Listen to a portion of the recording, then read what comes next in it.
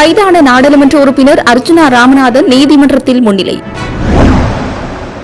கட்டுநாயக்கவில் போதைப் பொருட்களுடன் கைதான பிக்குகள். ஆனந்த விஜயபாலவின் அதிரடி நடவடிக்கை. அவதானமாக செயல்படவும் அரசாங்க ஊழியர்களுக்கு வெளியான முக்கிய அறிவுறுத்தல். செம்மணி மனித புதைகுழி அகழ்வு பணிகள் இன்று ஆரம்பம். ஏமாற்று வேலை. திரைசேரியிலிருந்து மாயமான $1 மில்லியன் எச்சரிக்கும் மஹிந்த.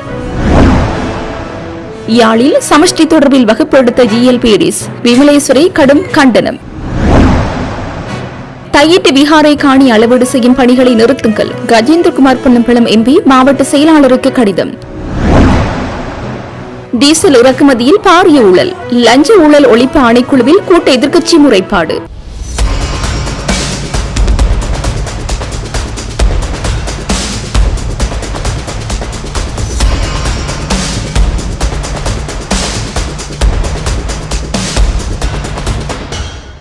கைது செய்யப்பட்ட நாடாளுமன்ற உறுப்பினர் அர்ச்சுனா மல்லாகம் நீதிவான் நீதிமன்றத்திற்கு அழைத்து வரப்பட்டுள்ளார். நிலத்தகராறு ஒன்றில் பெண்களை துப்பாக்கி முனையில் மிரட்டிய சம்பவம் தொடர்பில் விசாரணைக்காக அழைக்கப்பட்டதன் பின்னர் கைது செய்யப்பட்டுள்ளார். பின்னர் அர்ச்சுனாவிடமிருந்து துப்பாக்கி மீளப் பெறப்பட்டுள்ளதாக தெரிவிக்கப்பட்டுள்ளது. இந்த சர்ச்சைக்குரிய பெரிய விழான் நிலத்தின் உரிமை தொடர்பாக மல்லாகம் நீதிமன்றத்தில் வழக்கு தொடரப்பட்டு அந்த வழக்கு தற்போது விசாரணையில் உள்ளது. இந்த சூழலில் நாடாளுமன்ற உறுப்பினர் ராமநாதன் அர்ச்சுனா தனது பணியாளர்களை அழைத்து வந்து அந்த நிலத்தை தூய்மைப்படுத்தும் பணியில் ஈடுபட்டிருந்தார். அப்போது அங்கு வந்த 2 பெண்கள் நிலத்தின் ஒரு பகுதி தங்களுக்கு சொந்தமானது என்று கூறி MP ராமநாதன் அர்ச்சுனாவிடம் கடும் வாக்குவாதத்தில் ஈடுபட்டனர். வாக்குவாதம் முற்றிய நிலையில் MP ராமநாதன் அர்ச்சுனா தனது பாதுகாப்பிற்காக வைத்திருந்த கைத்துப்பாக்கியை திடீரென எடுத்து பெண்களை நோக்கி காட்டி மிரட்டல் விடுத்தார். இந்த நிலையிலேயே குறித்த சம்பவம் தொடர்பில் கைது செய்யப்பட்டுள்ளார். கைது செய்யப்பட்டவரை மல்லாகம் நீதிமன்றத்தில் முன்னிலைப்படுத்த நடவடிக்கை எடுக்கப்பட்டுள்ளது. அதேவேளை குறித்த சம்பவத்தில் தனது காணிக்குள் அத்துமுறை நுழைந்து தன்னை அச்சுறுத்தியதாக நாடாளுமன்ற உறுப்பினர் அர்ச்சுனா ராமநாதன் இளவாலை போலீஸ் நிலையத்தில் செய்த முறைப்பாட்டின் பிரகாரம் அர்ச்சுனாவுடன் முரண்பட்டவர்களில் பெண்ணொருவரை கைது செய்து மல்லாகம் நீதவான் நீதிமன்றத்தில் நேற்றைய தினம் ஞாயிற்றுக்கிழமை முற்படுத்திய வேளை பெண்ணை எதிர்வரும் 29ஆம் தேதி வரையில் விளக்கமறியலில் வைக்குமாறு மன்று உத்தரவிட்டுள்ளது. இதேவேளை பாராளுமன்ற உறுப்பினர் அர்ச்சுனா ராமநாதனை எதிர்வரும் 29ஆம் தேதி வரை விளக்கமறியலில் வைக்குமாறு நீதவான் உத்தரவிட்டுள்ளார்.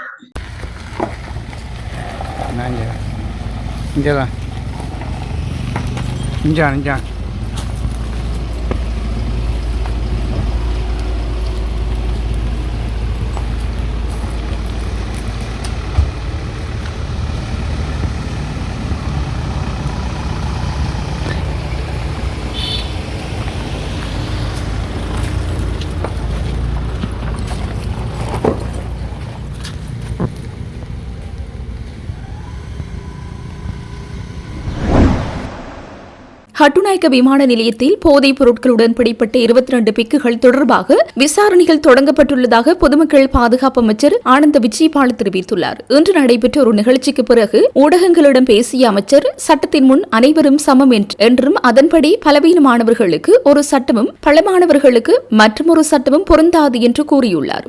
இந்த சம்பவம் நீதிமன்றத்தில் தெரிவிக்கப்பட்டுள்ளதாகவும் இது தொடர்பாக அடுத்த கட்ட நடவடிக்கைகள் எடுக்கப்படும் என நம்புவதாகவும் அமைச்சர் தெரிவித்துள்ளார். மேலும் பேசிய அமைச்சர் ஆனந்த விஜயபால இந்த சம்பவம் தொடர்பாக மகா சங்கத்தின் அறிவுரைகள் மற்றும் வழிகாட்டுதல்களின்படி நாங்கள் அதே முறையில் சட்ட நடவடிக்கைகளை எடுத்து வருகின்றோம். குறிப்பாக உங்களுக்கு தெரிந்தபடி நாங்கள் ஆட்சிக்கு வந்த நாள் முதல் ஒருவரின் தகுதியை பார்க்காமல் இந்த சட்டவிரோத செயல்களை விசாரித்து அவர்கள் மீது நடவடிக்கை எடுத்து வருகின்றோம்.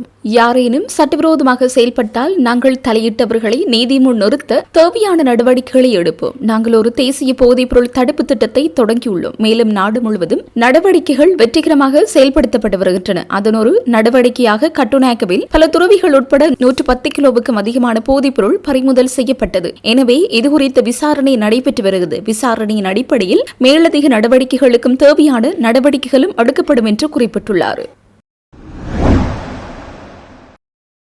டிஜிட்டல் பொருளாதார அமைச்சு டிஜிட்டல் தொழில்நுட்பங்களை சிறந்த முறையில் பயன்படுத்துவது குறித்து அரசாங்க அதிகாரிகள் மற்றும் ஊழியர்களுக்கு புதிய வழிகாட்டுதல்களை வெளியிட்டுள்ளது. பிரதமர் தலைமையிலான பொதுச் சேவைகள் பராமரிப்புக்கான அமைச்சரவை குழுவின் அறிவுறுத்தலின் பேரில் டிஜிட்டல் பொருளாதார அமைச்சு மற்றும் பொது நிர்வாக அமைச்சு இணைந்து இதற்கான இடைக்கால வழிகாட்டல்களை வெளியிட்டுள்ளன. இந்த வழிகாட்டுதல்களில் வீட்டிலிருந்தோ அல்லது பணியிடத்திலிருந்தோ முக்கிய நிர்வாக பணிகளை மேற்கொள்வதற்கான அங்கீகரிக்கப்பட்ட முறைகள் அடங்கும் என அறிவிக்கப்பட்டுள்ளது. மேலும் பணிகளின் போது முக்கியமான அரசாங்க தரவுகளை ஊழியர் ஊழியர்கள் செய்தி பரிமாற்ற செயலிகள் மூலம் அனுப்பக்கூடாது என்றும் அறிவுறுத்தப்பட்டுள்ளது. தங்களது கடமைகள் தொடர்பான தகவல்களின் பாதுகாப்பை கடுமையாக பாதுகாக்க துறை தலைவர்கள் நடவடிக்கைகளை எடுக்க கடமைப்பட்டுள்ளார் என்றும் வழிகாட்டுதல்களில் குறிப்பிடப்பட்டுள்ளது.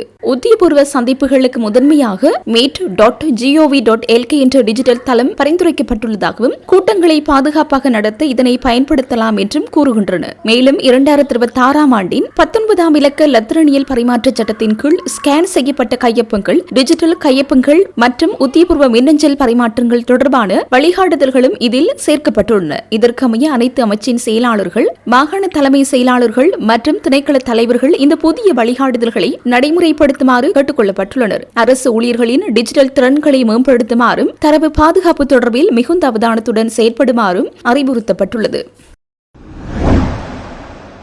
செம்மணி மனித புதைகுழியின் 3ஆம் கட்ட அகழ்வு பணிகள் யாழ்ப்பாணம் நீதவான் நீதிமன்ற நீதவான் எஸ் லெனின்குமார் முன்னிலையில் ஆரம்பிக்கப்பட்டுள்ளது. இந்த நடவடிக்கைகள் இன்று முன்னெடுக்கப்பட்டுள்ளதாக தெரிவிக்கப்பட்டுள்ளது. செம்மணி மனித புதைகுழியில் இதுவரை 2 கட்டங்களாக மேற்கொள்ளப்பட்ட அகழ்வு பணிகளின் போது 240 மனித எண்புக்கூட்ட எச்சங்கள் அடையாளம் காணப்பட்டுள்ள நிலையில் 239 எண்புக்கூட்ட எச்சங்கள் அகழ்ந்தெடுக்கப்பட்டுள்ளன. இந்த நிலையில் மேலும் எலும்புக்கூடுகள் அப்பகுதிகளில் காணப்படுவதால் 3ஆம் கட்ட அகழ்வு பணிகளை முன்னெடுக்க வேண்டும் எனவும் அதற்காக 8 வார கால பகுதி தேவை என சட்ட வைத்திய அதிகாரி மன்றில் விண்ணப்பம் செய்ததற்கு அமைவாக 3ஆம் கட்ட அகழ்வு பணிகளுக்காக நீதிமன்றத்தினால் அனுமதி வழங்கப்பட்டது. இதன்படி பருவமழை மற்றும் காலநிலை சீரின்மை காரணமாக 3ஆம் கட்ட அகழ்வு பணிகளை முன்னெடுக்க முடியாத நிலைமை ஏற்பட்டதுடன் புதைகுழிக்குள் மழை வெள்ளமும் நிறைந்து காணப்பட்டது. 2ஆம் கட்ட அகழ்வு பணிகள் 45 நாட்கள் முன்னெடுக்கப்பட்டு செப்டம்பர் 6ஆம் தேதியுடன் நிறைவு பெற்ற நிலையில் 3ஆம் கட்ட அகழ்வு பணிகள் தற்போது சுமார் 8 மாத கால பகுதிக்கு பின்னர் மீண்டும் இன்றைய தினம் முதல் ஆரம்பிக்கப்பட்டுள்ளது. 3ஆம் கட்ட அகழ்வு பணிகளுக்காக 2 கோடியே 10 லட்சம் ரூபாய்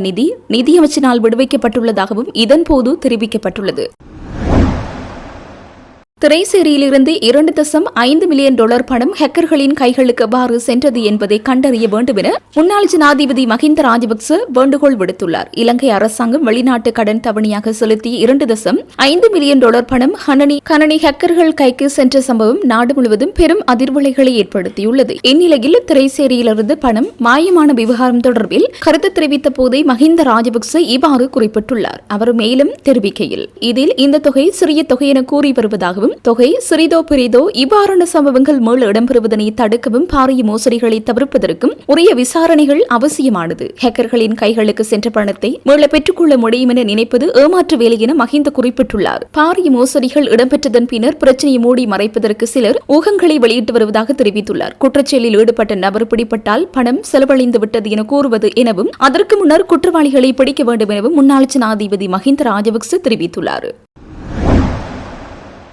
யாழ்ப்பாணத்தில் இடம்பெற்ற தந்தை செல்வாவின் 49வது நினைவுகூரல் நிகழ்விற்கு முன்னாள் அமைச்சர் ஜி.எல். பீரிஸ் அழைக்கப்பட்டமைக்கு ஜனநாயக தமிழரசு கட்சியின் உபதலைவி விமலேஸ்வரி கடுமையான கண்டனத்தை வெளியிட்டுள்ளார். யாழ்ப்பாணத்தில் இடம்பெற்ற தந்தை செல்வாவின் 49வது நினைவுகூரல் நிகழ்வில் ஜி.எல். பீரிஸ் சிறப்புரையாற்ற அழைக்கப்பட்டமை குறித்து ஊடக சந்திப்பொன்றை நடத்தியவர் தனது கண்டனத்தை இவ்வாறு வெளிப்படுத்தியுள்ளார்.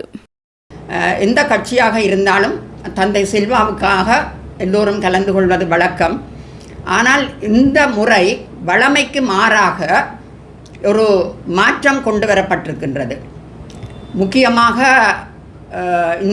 இன்று நடைபெறுகின்ற இந்த நினைவு நிகழ்ச்சியிலே எங்களுடைய முன்னாள் பாராளுமன்றத்தில் இருந்தவரும் அமைச்சராக இருந்தவருமான ஜி.எல். பீரிஸ் அவர்கள் அழைக்கப்பட்டிருக்கின்றார். அவர் இங்கு அழைக்கப்பட்டதின் காரணம் சமஷ்டி அரசியலையும் பற்றி அதில் சீர்திருத்தத்தையும் பற்றி உரையாற்றுவதற்காக இந்த இடத்திலே அழைக்கப்பட்டிருக்கின்றார். எல்லோருக்கும் தெரியும் அவர் ஜி.எல். பீரிஸ் யார் என்றது எல்லோருக்கும் தெரியும். சந்திரிகா காலத்திலிருந்து மஹிந்த காலம் வரைக்கும் அவர் அதிகமான பேச்சுவார்த்தைகளில் ஈடுபட்டவர் எங்களுடைய விடுதலை போராளிகளுடன். குறிப்பாக அதிகமான பேச்சுவார்த்தைகளில் கலந்து கொண்டவரும் இவர்.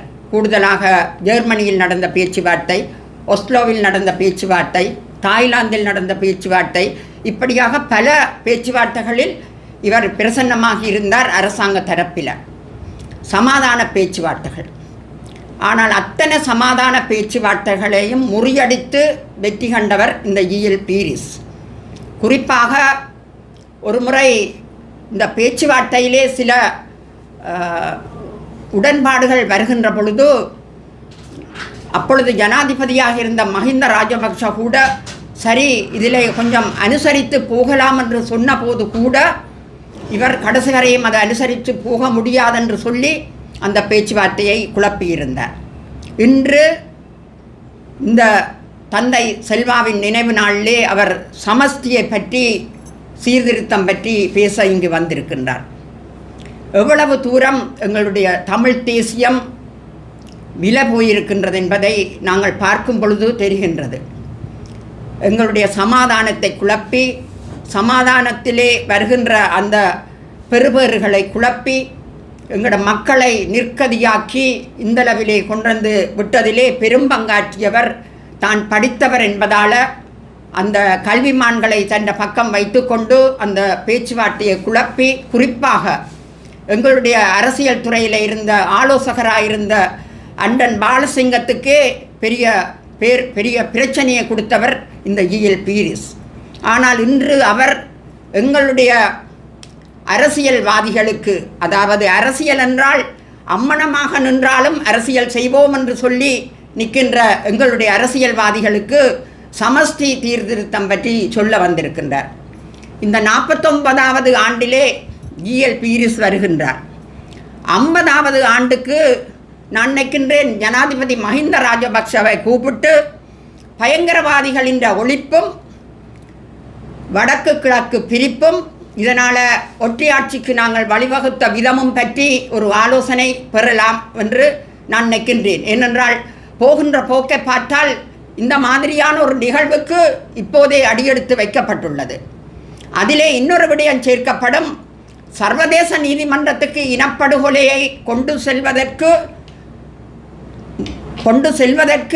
அந்த தடையை கொண்டு செல்ல முடியாமல் தடுத்ததற்கு தலைமை தாங்கியவருக்கு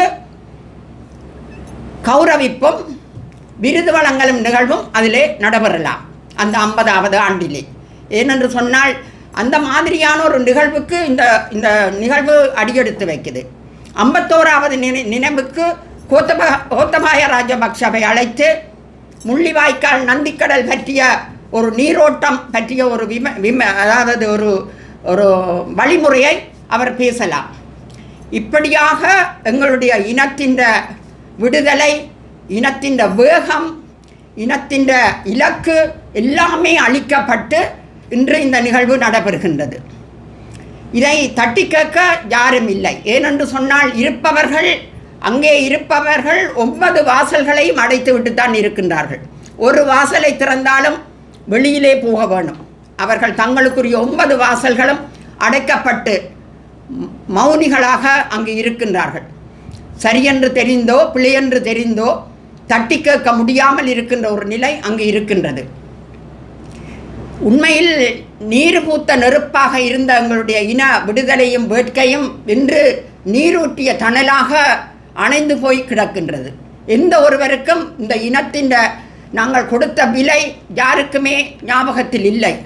ஏனென்று சொன்னால் இப்போது அரசியலில் இருப்பவர்கள் விலை கொடுக்காதவர்கள், உயிர் கொடுக்காதவர்கள், உயிர் பிச்சை கொடுக்காதவர்கள், தங்களுடைய பிள்ளைகளோ அல்லது தங்களுடைய உறவுகளோ இல்லை என்று அவர்களுக்கு நினைக்க தோன்றாதவர்கள். எனவே அந்த நினைப்பு அவர்களுக்கு வருவதில்லை. அந்த வலியை நாங்கள் இன்று வரை சுமக்கின்றோம். இன்று வரை அந்த வலியால் தங்களுடைய உயிரை விட்ட எத்தனையோ பெற்றோர்கள் இருக்கின்றார்கள், எத்தனையோ தாய்மார்கள் இருக்கின்றார்கள். ஆனால் வலி மிக கொடியது. அந்த வலியை சுமந்தவர்களுக்குத்தான் தெரியும் அந்த வலி எவ்வளவு கொடியது என்று சொல்லி. எங்களுக்கு அதை நினைக்கின்ற நேரமெல்லாம் ஏதோ நாங்கள் ஏன் உயிரோடு இருக்க வேணும், இனியும் நாங்கள் ஏன் உயிரோடு இருக்க வேணும் என்ற நிலை எங்களுக்கு ஏற்படுகின்றது. அவ்வளவு தூரம் அது வலிக்கின்றது. எந்த ஒரு சாட்சியமும் இல்லாமல், எந்த ஒரு ஆதாரமும் இல்லாமல் இவர்களையெல்லாம் கொண்டு வந்து, இவ்வளவு விஷயங்கள் தெரிஞ்சவர்களை கொண்டு வந்து இன்று எங்களுடைய நிலைபேறான எங்களுடைய வாழ்வுக்கு அடித்தளமிடுகின்றார்கள். குறிப்பாக தேசியம் என்று பேசி இன்று கூட்டாட்சிக்கு போய்விட்டார்கள். ஏன் இதைத்தானே எங்கள் டாக்டர் தேவானந்தா 30 வருஷமாக சொல்லுகிறார். மத்தியிலே கூட்டாட்சி, மாநிலத்தில் சுயாட்சி என்று சொல்லி. அப்போதெல்லாம் நீங்கள் நக்கலடித்து கொண்டு திரிந்தீர்கள். ஆனால் இன்று கூட்டாட்சிக்கு போய் நிற்கின்றீர்கள். இனி ஒரு தடவை அவரையும் கூப்பிட்டு மத்தியிலே கூட்டாட்சி எப்படி, மாநிலத்தில் சுயாட்சி எப்படி என்று இந்த சீர்திருத்தம், சமஷ்டி சீர்திருத்தம் மாதிரி ஒரு நிகழ்வுக்கு அவரையும் கூப்பிட்டு நீங்கள் விரிவுரையை எடுத்திருக்கலாம். நீங்கள் அந்த விரிவுரை நிகழ்ச்சியிலே அவரை விரிவுரையாளராக்கி கலந்திருக்கலாம். ஏனென்றால் இவர் துணை முதல்வர், மேதாவி சட்ட வல்லுநர் GL பீரிஸ். அவர் 30 வருஷமாக அந்த தன்னை கொள்கையிலேயே நிற்கின்ற ஒரு ஆளை கொண்டு வந்து நீங்கள் வகுப்படுங்கோ. உங்களுக்கு வகுப்படுக்க அவர்தான் சரியான ஆள். தையிட்டி விஹாரை அமைந்துள்ள காணிகளை அளவீடு செய்யும் பணிகளை உடனடியாக நிறுத்தி குறித்த காணி உரிமையாளர்களையும் பாராளுமன்ற உறுப்பினர்களையும் யாழ் மாவட்ட ஒருங்கிணைப்பு குழு கூட்டத்திற்கு அழைத்து கலந்துரையாடிய பின்னர் காணி உரிமையாளர்களது விருப்பத்தின் அடிப்படையில் வெளிப்படையான எழுத்து மூலமான இணக்கப்பாடு எட்டப்பட்டு காணி விடுவிப்பு நடவடிக்கை மேற்கொள்ளப்பட வேண்டும் என்று நாடாளுமன்ற உறுப்பினர் கஜேந்திரகுமார் பொன்னம்பலம் மாவட்ட செயலரிடம் கடிதம் மூலம் கோரியுள்ளார். தையிட்டி விஹாரை அமைந்துள்ள காணிகளை நாளைய தினம் அளவீடு செய்வதற்கான முயற்சிகள் முன்னெடுக்கப்பட்டுள்ள நிலையில் குறித்த பணிகளை இடைநிறுத்துமாறு கோரி மாவட்ட செயலாளருக்கு நாடாளுமன்ற உறுப்பினர் கஜேந்திரகுமார் பொன்னம்பலம் அனுப்பிய கடிதத்தில் மேலும் குறிப்பிடப்பட்டுள்ளதாவது: தையிட்டி பகுதியில் தனியார் காணியில் சட்டவிரோதமான விகாரை அமைக்கப்பட்டுள்ள காணி அளவீடு தொடர்பான ஆட்சேபனை எனும் தலைப்பில் தங்களுக்கு முகவரியிட்டு எனக்கும் பிரதியிட்டு அனுப்பப்பட்ட கடிதம் தொடர்பாக தங்களது விசேட கவனம் ஈர்க்கப்படுகின்றது. மேற்படி காணிகளை விடுவிக்க வேண்டும் என கடந்த 17 வருடங்களாக 17 ஆண்டுகளாக காணி உரிமையாளர்கள் கோரி வந்துள்ள நிலையில் கடந்த 3 வருடங்களாக வீதியிலிருந்து போராடி வருகின்றார்கள் என்பதும் தாங்கள் அறிந்ததே. இக்காணிகளை விடுவிப்பது தொடர்பில் காணி உரித்து நிர்ணய திணைக்களம் ஊடாக அளவீட்டு நடவடிக்கைகள் முன்னெடுக்கப்பட உள்ளதாக காணி உரிமையாளர்கள் சுட்டிக்காட்டியுள்ளனர். உரிமையாளர்களுக்கு சந்தேகத்தை ஏற்படுத்தியுள்ளதுடன் அவர்கள் காணி உரித்து நிர்ணய திணைக்களம் ஊடாக அளவீட்டு பணிகள் மேற்கொள்ளப்படுவதனை நிராகரிப்பதாகவும் காணி உரிமையாளர்கள் தமது கடிதத்தில் ஆணித்தரமாக குறிப்பிட்டுள்ளனர். குறித்த விடயம் தொடர்பிலான ஆட்சேபனை கடிதம் காணி உரிமையாளர்களால் கடந்த 22/4/2026 அன்று தங்களிடம் கையளிக்கப்பட்டுள்ளது. அவர்களது கடிதம் தொடர்பில் மாவட்ட செயலாளர் ஆகிய தாங்கள் எந்தவிதமான அக்கறையும் செலுத்தாத நிலையில் அவர்களது கோரிக்கைக்கு மாறாக நேற்று முன்தினம் 23/4/2026 வலி வடக்கு பிரதேச செயலாளருக்கு தாங்களால் வழங்கப்பட்ட அறிவுறுத்தல்களின் பிரகாரம் குறித்த காணிகளை 28/4/2026 அன்று காலை 8 மணிக்கு அளவீடு செய்வது தொடர்பான நடவடிக்கைகள் ஆரம்பிக்கப்பட்டுள்ளது. காணி உரிமையாளர்களுக்கு பிரதேச செயலாளரால் அனுப்பப்படும் கடிதம் தபால் மூலம் சென்றடைவதற்கான போதிய கால அவகாசம் எதுவும் வழங்கப்படாமலே தொலைபேசியூடாக தொடர்பு கொண்டு கடிதங்களை பெற்றுக் கொள்ளுமாறு அறிவுறுத்தப்பட்டுள்ளதாகவும் அறிய முடிகின்றது. வெவ்வேறு இடங்களில் வசிப்பவர்களுக்கு உரிய கால அவகாசம் வழங்காமல் நடைமுறைகளுக்கு மாறாக காணி உரிமையாளர்கள் மீது அழுத்தங்கள் பிரயோகிக்கப்பட்டு அவசரமாக அளவீட்டு முயற்சிகள் மேற்கொள்ளப்படுகின்றமையானது காணி உரிமையாளர்கள் மத்தியில் தேவையற்ற குழப்பங்களையும் சந்தேகங்களையும் ஏற்படுத்தியுள்ளது. காணிகளை விடுவிப்பது தொடர்பான வழமையான நடைமுறைகளுக்கு மாறாக இக்காணிகளை விடுவிப்பதற்கு மேற்கொள்ளப்பட்ட அணுகுமுறை தொடர்பில் பாராளுமன்ற உறுப்பினர்களான எம்முடன் எவ்விதமான கலந்துரையாடல்களும் மேற்கொள்ளப்பட்டிருக்கவில்லை என்பதனையும் சுட்டிக்காட்ட விரும்புகின்றேன். கடந்த 36 ஆண்டுகளுக்கு மேலாக காணி உரிமையாளர்கள் தமது காணிகளுக்குள் செல்ல அனுமதிக்கப்படவில்லை. காணிகளது வேலிகள், அங்கிருந்த மரங்கள், கட்டடங்கள் உள்ளிட்ட அனைத்து அடையாளங்களும் அளிக்கப்பட்டு புதிய கட்டுமானங்கள் ராணுவத்தினரால் மேற்கொள்ளப்பட்டுள்ளது. இந்த நிலையில் திடீரென காணி உரிமையாளர்களை அழைத்து எல்லைகளை காண்பிக்குமாறு கோருவது நியாயமற்ற செயற்பாடு என்றும் காணி உரிமையாளர்களுக்கு திட்டமிட்டு பாதிப்பை ஏற்படுத்தும் முயற்சியாகும் எனவும் காணி உரிமையாளர்கள் அச்சம் தெரிவித்துள்ளார்கள். காணிகளது எல்லைகள் சிதைக்கப்பட்டுள்ள நிலையில் காணிக்கு உரித்தான பெற்றோர் பலர் உயிருடன் இல்லாத நிலையில் அவர்களது பிள்ளைகளால் 36 வருடங்களின் பின்னர் திடீரென காணி உரித்து நிர்ணய திணைக்களத்திற்கு காணிகளது எல்லைகளை உடனடியாக காண்பிப்பது சிரமமான விடயமாகும். இந்த நிலையில் கடந்த 17 ஆண்டுகளாக ஸ்ரீலங்கா ஆயுத படைகளது பிடியிலிருந்து காணிகள் அவ்வப்போது விடுவிக்கப்பட்ட பின்னர் மக்கள் தமக்கிடையேயும் காணி தொடர்பான உறவினர்கள் மற்றும் விடயம் தெரிந்தவர்களுடனும் கலந்துரையாடி எல்லைகளை காண்பித்து அளவீடுகளை செய்து தமது காணிகளை உறுதிப்படுத்திக் கொண்டார்கள். அந்த சந்தர்ப்பங்களில் காணி உரித்து நிர்ணய திணைக்களம் அதில் தலையீடு செய்திருக்கவில்லை. காணி உரித்து நிர்ணய திணைக்களத்தின் தலையீடின்றி அதே நடைமுறைகளை பின்பற்றிய தமது காணிகளையும் விடுவிக்க வேண்டும் என இக்காணிகளது உரிமையாளர்கள் தொடர்ந்து வலியுறுத்தி வருகின்றார்கள். எனினும் அவர்களது நியாயமான கோரிக்கைகள் முழுமையாக புறக்கணிக்கப்பட்டு அவர்களது விருப்பத்திற்கு மாறாக காணி உரித்து நிர்ணய திணைக்களம் ஊடாக காணிகளை அளவீடு செய்ய முற்படுவதானது பாரிய சந்தேகத்தினை தோற்றுவித்துள்ளது. மேலும் குறித்த காணி அளவீடு தொடர்பாக வலிகாமம் வடக்கு பிரதேச செயலாளரினால் காணி உரிமையாளருக்கு அனுப்பப்பட்ட கடிதத்தில் யாழ்ப்பாணம் திஸ்ஸ விகாரை தொடர்பான காணி பிணக்குகளுக்கு தீர்வு காண்பதற்காக திட்டமிடப்பட்டுள்ள அளவீட்டு நடவடிக்கை தொடர்பானது என்று தலைப்பிடப்பட்டுள்ளது. இவ்வாறு தலைப்பிட்டதன் மூலமாக குறித்த விகாரையானது சட்டவிரோதமானது என்ற உண்மை திட்டமிட்டு மறைக்கப்பட்டுள்ளதுடன் காணி உரைத்து நிர்ணய திணைக்களம் ஊடாக அளவீடு செய்து விடுவித்தல் எனும் பேரில் மேற்கொள்ளப்படும் இந்த நடவடிக்கையானது சட்டவிரோத விகாரைக்கு காணிகளை கையப்படுத்துவதற்காக மேற்கொள்ளப்படும் முயற்சி என்ற சந்தேகத்தினையும் வெளிப்படுத்துகின்றது. எனவே இம்முயற்சியை உடனடியாக நிறுத்துமாறு கேட்டுக்கொள்கின்றோம். மேலும் மேற்குறித்த சந்தேகங்களை தீர்த்துக் கொள்ளும் வகையில் குறித்த காணி உரிமையாளர்களையும் பாராளுமன்ற உறுப்பினர்களையும் யாழ் மாவட்ட ஒருங்கிணைப்பு குழு கூட்டத்திற்கு அழைத்து கலந்துரையாடிய பின்னர் காணி உரிமையாளரது விருப்பத்தின் அடிப்படையில் வெளிப்படையான எழுத்து மூலமான இணக்கப்பாடு எட்டப்பட்டு காணி விடுவிப்பு நடவடிக்கை மேற்கொள்ளப்பட வேண்டும் என்றும் கேட்டுக்கொள்கிறேன் என்று கடிதத்தில் குறிப்பிட்டுள்ளார். இலங்கை பெட்ரோலிய கூட்டுத்தாபனத்தினால் மேற்கொள்ளப்பட்ட டீசல் இறக்குமதியின் போது பாரிய ஊழல்கள் மற்றும் முறைகேடுகள் இடம்பெற்றுள்ளதாக கூறி இந்த விடயம் தொடர்பில் விசாரணை நடத்துமாறு கோரி லஞ்சம் மற்றும் ஊழல் ஒழிப்பு ஆணைக்குழுவில் முறைப்பாடு தாக்கல் செய்யப்பட்டுள்ளது. கூட்டு எதிர்க்கட்சிகளின் பிரதிநிதிகளால் இந்த முறைப்பாடு இன்று சமர்ப்பிக்கப்பட்டது. குறித்த டீசல் இறக்குமதி நடவடிக்கையினால் அரசாங்கத்திற்கு பெருமளவிலான நிதி நஷ்டம் ஏற்பட்டுள்ளதாக இந்த முறைப்பாட்டில் சுட்டிக்காட்டப்பட்டுள்ளது. இந்த விடயம் தொடர்பில் உரிய அதிகாரிகளிடம் விசாரணை நடத்தி சம்பந்தப்பட்ட ஆவணங்களை பரிசீலிக்குமாறு எதிர்க்கட்சி பிரதிநிதிகள் ஆணைக்குழுவிடம் கேட்டுக்கொண்டுள்ளனர். இந்த கொடுக்கல் வாங்கலில் பாரிய மோசடி இடம்பெற்றுள்ளதா என்பது குறித்து கண்டறியப்பட வேண்டும் எனவும் இந்த நஷ்டத்திற்கு பொறுப்பான நபர்களுக்கு எதிராக சட்ட நடவடிக்கை எடுக்கப்பட வேண்டும் எனவும் அந்த முறைப்பாட்டில் மேலும் வலியுறுத்தப்பட்டுள்ளது.